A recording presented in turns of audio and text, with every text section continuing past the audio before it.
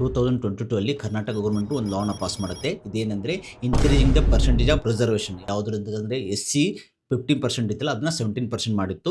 ಅದಾದಮೇಲೆ ಇನ್ನು ST ಕ್ಯಾಟಗರಿದು 3% ಇತ್ತು, ಅದನ್ನ 7% ಮಾಡಿದ್ರು. ಬಟ್ ಆಮೇಲೆ ಸುಪ್ರೀಂ ಕೋರ್ಟ್ ಹೋಯಿತು. ಆಮೇಲೆ ವಾದ ಪ್ರತಿವಾದ ಎಲ್ಲ ಆದಮೇಲೆ ಆ್ಯಕ್ಚುಲಿ ಸುಪ್ರೀಂ ಕೋರ್ಟ್ ಪ್ರಕಾರ 50% ಜನರಲ್ ಮೆರಿಟ್ ಕಂಪಲ್ಸರಿ ಇರಬೇಕು. ಅದಾದಮೇಲೆ ರಿಮೈನಿಂಗ್ ಎಲ್ಲ ಕ್ಯಾಟಗರಿದು ಇರಬೇಕಂತ ರೂಲ್ಸ್ ಇದೆ. ಸೊ ಅದನ್ನು ನವಂಬರಲ್ಲಿ ಅದು ರಿಸ್ಟ್ರಿಕ್ಟ್ ಮಾಡಿತ್ತು 50%ಗೆ. ಈಗ ಅದಾದಮೇಲೆ ಮೇ 2026ಇಂದ ಇವಾಗ ಏನು ರಿಸರ್ವೇಷನ್ ನಡೀತಾ ಇದೆ ಅಂದರೆ SCದು 15% ಆ್ಯಸ್ ಇಟ್ ಈಸ್ ಬಿಫೋರ್ ಇತ್ತಲ್ಲ 22 ಬಿಫೋರ್ ಏನಿತ್ತಲ್ಲ ಅದೇ ಪ್ರಕಾರ ಅದೇ ರೀತಿ STದು 3% ಅದೇ ರೀತಿ ನಡೀತಾ ಇದೆ. ರಿಮೈನಿಂಗು ಯಾವ ಕ್ಯಾಟಗರಿ ಚೇಂಜ್ ಆಗಿಲ್ಲ. ಕ್ಯಾಟಗರಿ 1ದು 4% ಇದೆ, ಅದೇ ರೀತಿ 2Aದು 15% ಇದೆ, ನೆಕ್ಸ್ಟು 2Bದು 4% ಇದೆ, 3Aದು 4% ಇದೆ, 3Bದು 5% ಇದೆ.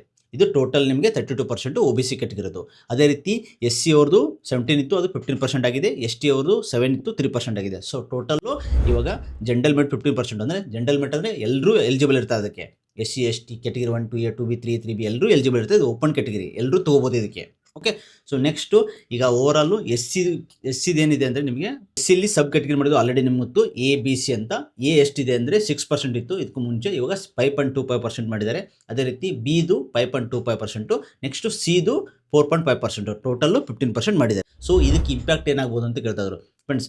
OBC ಕ್ಯಾಟಗರಿ 1 2A 2B ಏನೋ ಎಫೆಕ್ಟ್ ಆಗಲ್ಲ. ಜನರಲ್ ಮೆರಿಟ್ ಸ್ವಲ್ಪ ಇನ್ಕ್ರೀಸ್ ಆಗಿದೆ 6%, ಆ್ಯಸ್ ಇಟ್ ಇಸ್ 50%. 2022 ಬಿಫೋರ್ ಏನಿತ್ತಲ್ಲ ಅದೇ ಇದೆ.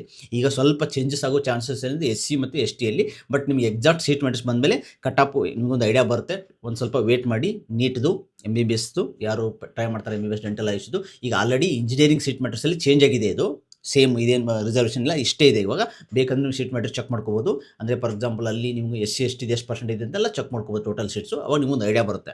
ಈಗ ನಮ್ಮದು MBBS ಸೀಟ್ಸ್ ಮಾಡಿಸ್ ಬರೋ ತನಕ ನೀವು ವೇಟ್ ಮಾಡಬೇಕು, ಅವಾಗ ನಿಮಗೊಂದು ಐಡಿಯಾ ಬರುತ್ತೆ.